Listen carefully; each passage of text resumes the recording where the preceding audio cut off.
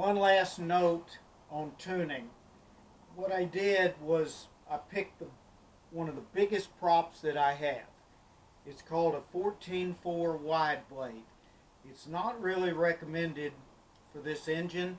It probably would not give you the kind of performance that you like, but I wanted to show you what happens when you get really big props.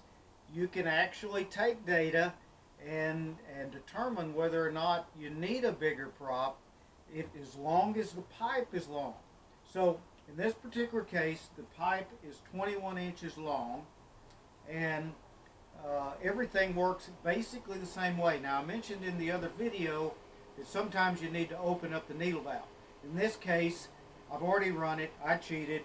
I had to open up the needle valve about 2 turns to get enough fuel into the system. But you'll notice when I crank it up that it actually is rich, and when I squeeze this, it does pick up RPM.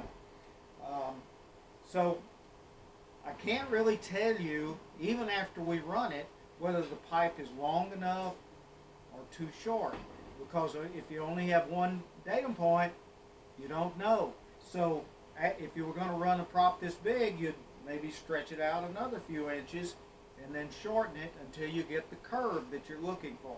So let's run it, see what it sounds like.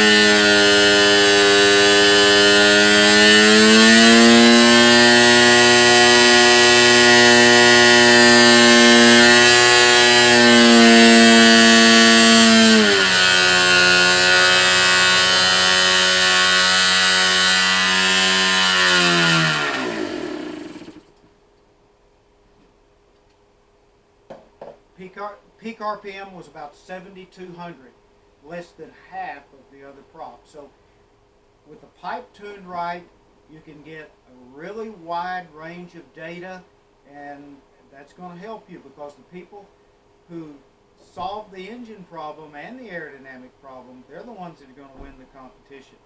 One last note on the needle valve though. If the needle valve just appears to be non-linear and uncontrollable, 2 things can happen. One is that you're not generating enough pressure to get fuel in the system.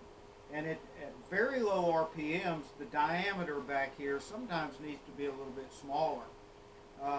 That's going to be your problem if you work on it. The other thing is that if the pipe is too short and it tries to jump on the pipe and then fall off the pipe and jump on the pipe and fall off the pipe, then your needle valve is going to act kind of crazy. So we ran the pipe before at 17 inches and 16 inches. That's kind of in the spot where the thing wants to jump on and fall off, and the needle valve doesn't really act the way it should. So sometimes you don't have a fuel problem.